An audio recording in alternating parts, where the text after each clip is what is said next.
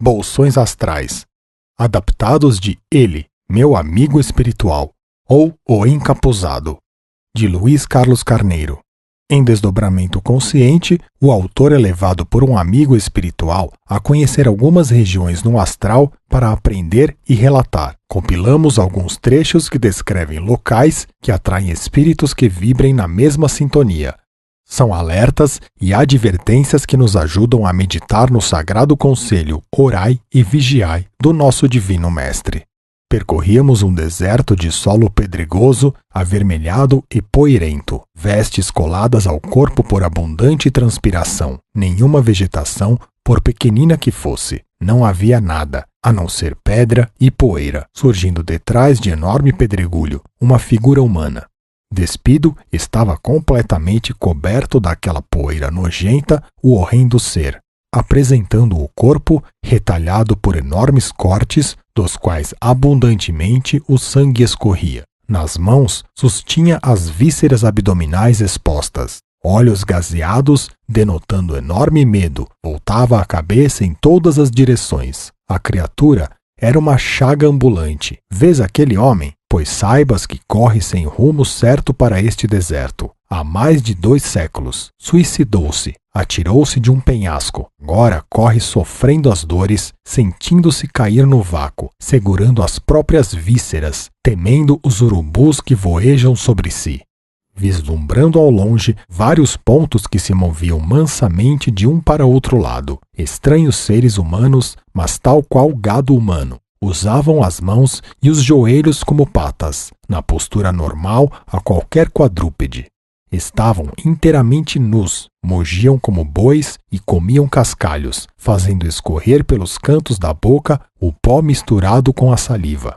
O Vale dos Recalcitrantes são criaturas que, tendo várias encarnações, persistiram no erro, nada fazendo de aproveitável. Acomodaram-se tanto que já não dão a menor atenção à sua forma. Estão tão integrados nesta vida que oferecem drástica resistência ao grupo de espíritos que periodicamente os vem buscar. Foram assassinos, ladrões, escroques da pior espécie. Estão vivendo agora aqui como viveram outrora, colhendo também o que plantaram. Na clareira das insaciáveis. De início, percorremos terreno de plantas rasteiras, cujo porte ia aumentando à proporção que avançávamos, tornando a mata espessa de enormes e copadas árvores. De repente, estaquei espantado ao ouvir vozes em algazarra num murmúrio crescente. Ao desembocarmos em uma clareira de algumas centenas de metros, quedei transido de horror ao deparar com as mais deprimentes cenas que meus olhos já viram. Várias, desnudas todas elas, jovens, velhas e até meninas, entregavam-se à prática desenfreada do sexo umas com as outras, fazendo tudo quanto se possa imaginar em matéria de sexo. São mulheres infelizes que, quando encarnadas, viviam apenas para o sexo, entregando-se aos prazeres mais absurdos, foram surpreendidas pela morte na prática desses abusos, razão pela qual ainda se entregam prazerosas, aloucadas pelo desejo. Pensam estar tendo contato com homens, outras são lésbicas, outras praticam o libidinismo ou masturbação desenfreada. Todas foram surpreendidas pelo desencarne, e como em suas cabeças outros pensamentos não tinham senão sexo, continuam tal como se vivas estivessem. No reencarne, após tratamento especializado no astral, podem retornar muitas vezes com defeitos nos órgãos genito-urinários ou doenças crônicas nos mesmos órgãos, incapacidade de procriação, etc. Subimos a encosta de uma cratera e, mesmo antes de atingir sua borda, eu já ouvia gemidos e gritos lancinantes. Entre os gritos, distinguia gargalhadas e impropérios, xingamentos e horríveis palavras de baixo calão. Criaturas humanas pendentes de cordas atadas a grotescas forcas, a balouçar lugubremente ao sabor da brisa. Suas fisionomias eram horrendas. Olhos desmesuradamente abertos, rostos contraídos, línguas penduradas quase um palmo fora da boca. Vi, num horror crescente, um grupo de figuras também grotescas, cabeludas, rotas e imundas, a dançar ao redor dos enforcados. e, vez por outra, dar puxões nas cordas que os prendiam, fazendo-os oscilarem quais enormes pêndulos, e gargalhavam gesticulando com os punhos cerrados em direção aos enforcados, soltando tremendos palavrões. O homem não tem o direito de atentar contra a própria vida. Se o faz, é por pensar livrar-se das responsabilidades que os avassalam, imaginando encontrar na morte o descanso, a fuga.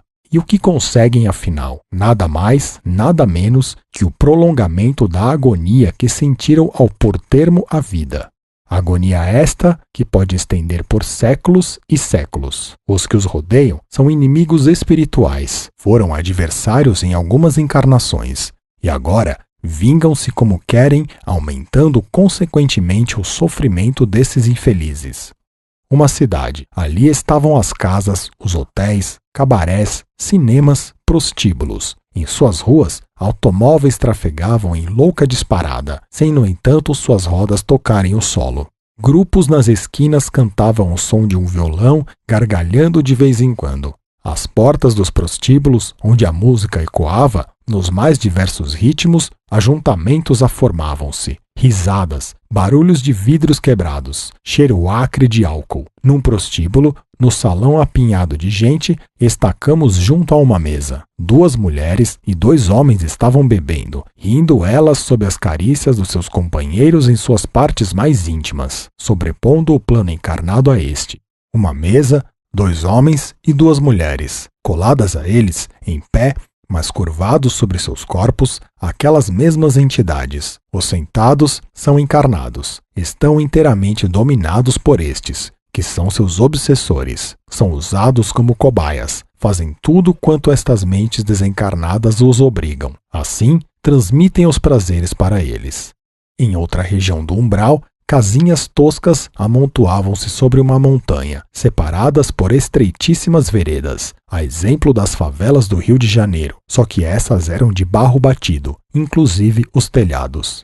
No alto da elevação, passamos a distinguir uma enorme construção toda de pedra, assemelhando-se a um castelo dos tempos medievais. Pairava acima dela enorme nuvem parda, a revolver-se, sem entretanto deixar a posição. Partindo do sinistro prédio, gritos horrendos, como se alguém estivesse sendo torturado. Profundo fosso o circundava, na entrada. Porém, a ponte levadiça estava baixada. Montando guarda, 2 homens de má catadura mantinham-se vigilantes. Eram horrendos, bastante altos, barrigudos, cabelos pastosos e desgrenhados. Vestiam apenas calças grosseiras ligadas à pele, imundíssimas. Lá dentro ressoavam os pavorosos clamores, agora intercalados por gargalhadas estridentes. Todo o ar parecia impregnado de substância asfixiante. Através de uma pesada porta, um quarto de enormes proporções no centro do qual uma cama estilo antigo, alta, acortinada, servia de palco a uma cena de amor. Uma rapariga despida servia de pasto a um homem. Animal seria o termo apropriado. Horrível, grandalhão, cabeludo como um símio. Era um espetáculo selvagem cruento. Enquanto a possuía, esbofeteava-lhe o rosto, parando, quando em vez, para retirar uma vareta de ferro de ponta incandescente de um fogareiro situado ao lado da cama, e com ela queimar-lhe os mamilos. Quando isso ocorria, a jovem deixava escapar os gritos que se escutavam. O monstro gargalhava ante os seus estertores. Esta moça era dada a participar das maiores bacanais. Vivia exclusivamente para o sexo, tudo fazendo para render culto ao prazer. Desencarnou em meio a tais práticas e veio ter ao umbral. Como era reincidente, veio procurando desfrutar de novas modalidades de satisfações, encontrando-as, embora não como esperasse. Pois que caiu nas mãos de um sádico. Pensava ela já ter passado por tudo quando se relacionasse com o sexo. Agora vê que se enganou e sofre as consequências deste engano. Mais um relato doloroso. Após o violento desencarne, senti então como se fosse violentamente atirado em um escuro poço. Caía rodopiando sempre, sem nunca chegar ao fundo. Tentei gritar, mas não conseguia articular nenhum som. Mãos invisíveis, frias e pegajosas, tentavam agarrar-me ao longo da minha descida em meio à total escuridão. Aos meus gritos e uivos horrendos soavam acompanhados de imprecações, além de contato viçoso a multiplicar-se em meu corpo. Dedos gelados e aderentes tentavam apertar meu pescoço, e eu me encolhia todo apavorado, transido de medo. Ao cabo de um tempo que me pareceu uma eternidade, a descida parou, abrupta, e senti o solo, se assim posso denominar o lodaçal que encobria-me os pés, atingindo quase os tornozelos.